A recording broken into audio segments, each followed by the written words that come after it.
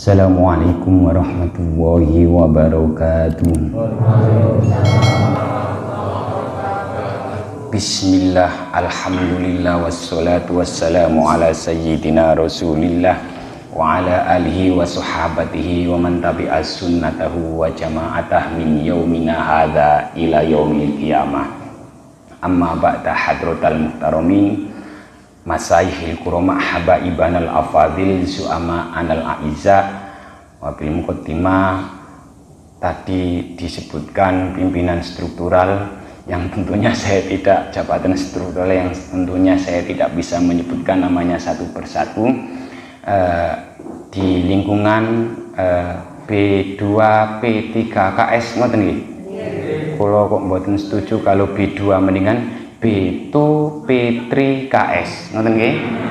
Paham nggih nek kalau nyebut B2 B2 P3KS jadinya B2 P3KS ngoten nggih. Bapak-bapak, ibu-ibu yang tentunya saya belum kenal semua ini, karyawan putra dan karyawan putri. Yang benar itu karyawan putra, karyawan putri, mboten angsal karyawan karyawati. Nek karyawan laki-laki, nek perempuan kok karyawati. Lawati ini ku bahasa baik ejaan Swandi maupun ejaan yang disempurnakan itu ndak boleh. Wati itu sudah nggak boleh. Wong itu bahasa Arabnya wat'un. Wat'un itu artinya honeymoon. Honeymoon itu bahasa Arabnya kiku. Kenapa? Nggih. Wat'un niku bahasa Arabnya, basa sono sewunya ngoten kiku ngoten. Nah, makanya mulai benjang atau mulai nanti pas tahun baru mawon nggih, karyawan putra, karyawan putri nggih. Mahasiswi niku sik mboten masalah nih, santriwan, satwati. Lah itu malah sarulaki, santriwan laki-laki nih, santriwati perempuan. Sekarang di pondok-pondok sudah berubah namanya, santri putra, santri putri memang ngoten. Nah, baik yang sudah selonjoran maupun yang belum selonjoran nggih, baik yang sudah meh ngantuk nggih, jam-jam rawan memang nggih Pak. Makanya ngemasnya pengajian harus cerdas. Ini kalau tidak cerdas nanti bisa-bisa antusiasnya itu bukan antusias tapi karena ngantuk ngoten nggih. Makanya ibu kalau ngantuk nanti cekluk tambahi ping kali minimal cekluk nggih ngeten. Dadi kersane mboten ngantuk. Nah, Bapak Ibu ingkang kawula hormati, akhir-akhir ini nggih kita melihat di media sosial, apalagi ini dunia lebih cepat informasinya karena gara-gara Android lebih cepat ini daripada informasi hanya mengandalkan televisi. Disintegrasi bangsa akan bisa-bisa akan apa itu nyata kalau kita antara yang pemerintah dan ulama tidak saling bersinergi, saling mendukung. Sama coba kalau kita lihat di dalam kehidupan sekarang ini, hampir ulama dicaci, guru dimaki, pemerintah didemo, apalagi teman sebaya hampir tak ada harganya. Karena apa? Latar belakangnya kan saling mencurigai. Apa-apa itu kalau makanya dalam ilmu hukum harus faktanya dulu, jangan hanya karena praduga, hanya persangkaan.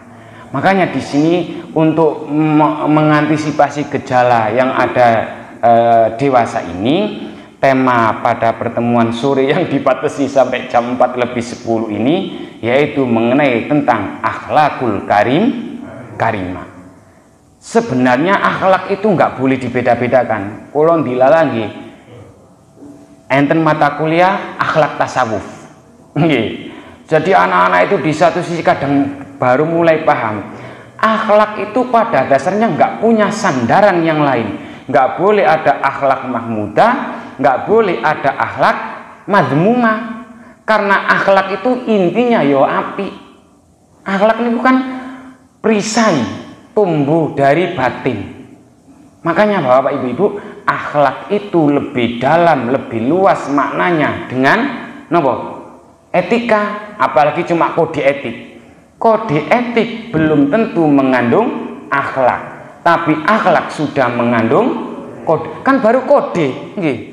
Jenengan pernah mengalami kode baru orang yang berjalan di depan orang yang dituakan, orang yang berjalan merunduk di depan orang yang diseniorkan belum tentu mengandung akhlak. Itu baru sebatas kode etik. Makanya akhlak itu nggak boleh dimudofkan, bahasa pesantrennya, bahasa akademisnya, nggak boleh disandarkan pada sesuatu yang sebenarnya sudah nggak butuh sandaran. Kenapa ada akhlak mahmudah? Karena gara-gara ada orang yang berperisai buruk, makanya menjadilah akhlak mahmudah. Jadi mahmudah jangan disandingkan akhlak. Ibarat minyak bercampur dengan air, itu nggak bakal nyambung. Mendingan minyak jelantah bercampur dengan minyak asli, nyambung boten. Sak jelantah kan tetap menyatu nih wis kena panas. Tapi nek air kok menyatu dengan air minyak goreng meskipun masih jernih, tetap nggak akan bersatu. Itulah pentingnya. Jadi akhlak itu ya nopo nggih? Ibaratnya sesuatu yang baik. Maka nggak boleh disandarkan pada sesuatu yang jelek. Ada akhlak mahmudah. Napa akhlak mahmudah niku artinya? Akhlak niku perisai yang baik, mahmudah itu terpuji. Terpuji, ya ini kalau saya ngupasnya ke terpujinya nanti hilang temanya yang nanti itu. Mau dibatasi. Iya, terpuji itu artinya apa? Di dunia nggak dicelok wong, mboten dibahas, di akhiratnya juga mendapatkan pahala. Itu orang yang baik, terpuji, dipuji. Jadi mahmudah. Seperti apa akhlak yang baik itu? Ternyata akhlak baik selama ini bukan jalan yang ngeten, Bu. Mboten niku. Sanes ngoten. Niku sanes akhlak. Niku dereng akhlak. Itu baru napa wau? Kode etik. Bahkan sopan santun itu masih kode etik. Orang yang berjalan merunduk di depan orang lain belum tentu, bukan hanya belum termasuk akhlak. Makanya jas mesti baju belum tentu jas. Ini harus dipermudah penjelasannya. Soalnya jam rawan ngantuk. Lah jadi ibaratnya orang kalau sudah punya akhlak yang baik, makanya saya nggak setuju akhlaknya mahmudah. Ini kan pelajaran kita di SD dulu nih. Akhlak mahmudah, akhlak terpuji, akhlak madmumah, akhlak tercela. Kan ngoten toh? Ini mboten angsa sebenarnya, karena akhlak itu aslinya baik. Akhlak itu khulukun. Jadi gini, akhlak itu kalau diperinci dari sisi bahasa maknanya 3. Akhlak itu jamaknya dari khuluk, perisai, yang menciptakan zat, yaitu namanya siapa?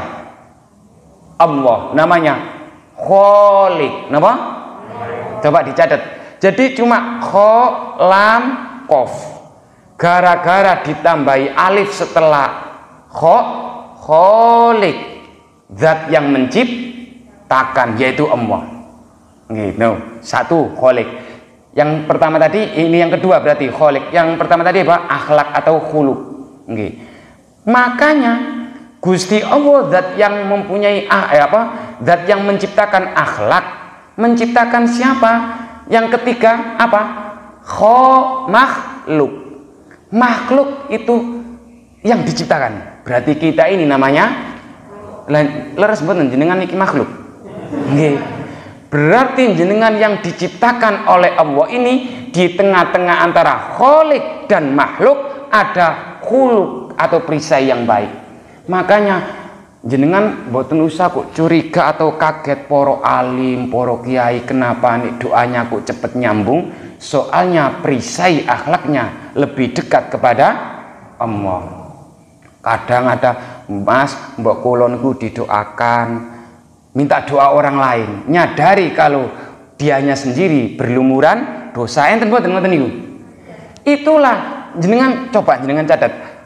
Khaliq hanya ditambahi alif, yang menciptakan sinten berarti Allah. Setelah siapa yang diciptakan itu? Makhluk, manusia, makhluk. Itu kan sudah menjadi Indonesia atau makhluk nih. Okay.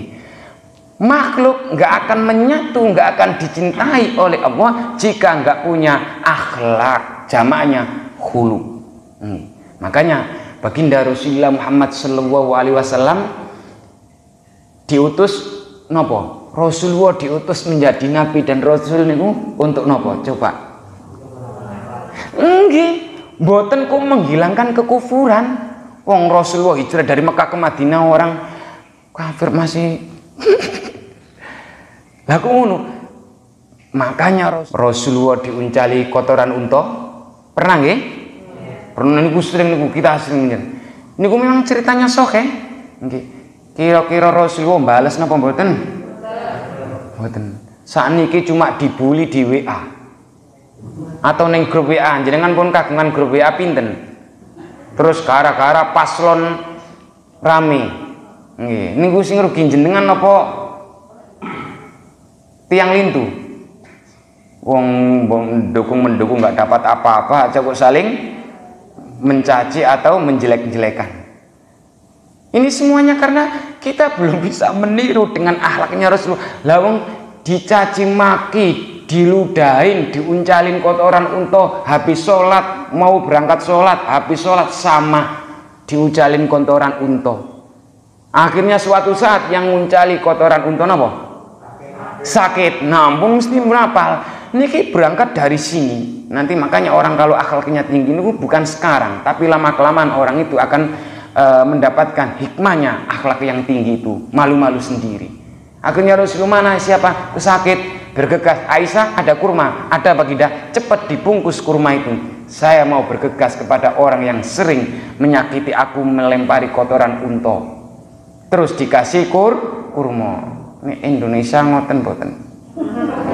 Jenengan lebih ngertilah berita-berita. Saya kadang-kadang sedih Bu melihat berita begini itu.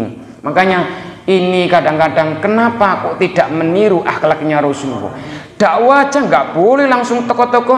Saumpama kula baru kenal jenengan, saumpama padahal pun berkali-kali teng BPKS ini langsung mendoktrin harus gini, sholat gini, nanti neraka nanti gini. Yakin kabur Bu jenengan. Nggih, medeni bapake mosok toko-toko langsung ditakut-takuti neraka. Karena Rasulullah itu diutus untuk makarimal akhlak. Innama buistu liutammima makarimal, sesungguhnya aku hanya diutus oleh Allah hanya untuk menyempurnakan akhlak yang mulia. Jadi akhlaknya itu makarim, akhlak yang lebih mulia lagi. Termasuk akhlak pada zaman Rasulullah sebelum diutus niku napa? Salah satunya wanita boleh gitu kan, wanita dibunuh. Untung setelah Rasulullah lahir derajat wanita dinaikkan. Nggih katanya aib wanita itu muswaddan, wajahnya hitam kalau yang lahir itu wanita. Makanya lebih kejam pundi, lebih jahiliyah pundi, akhlaknya lebih jelek pundi, lebih madmumah pundi, akhlak zaman jahiliyah dengan akhlak zaman modern serba teknologi ini. Lebih biadab pundi, bahasa kasarnya nih, lebih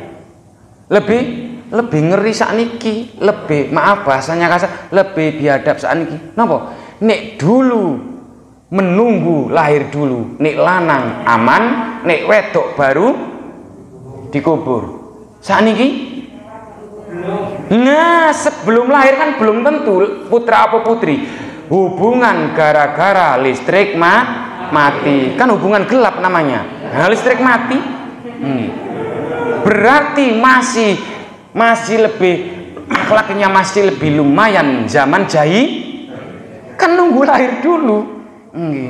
Itu semua kemerosotan, percekcokan di negara kita ini gara-gara nggak punya akhlak atau sopan santun, meskipun sopan santun, toto kromo, normali unggah unggu, kode itu baru kode etik.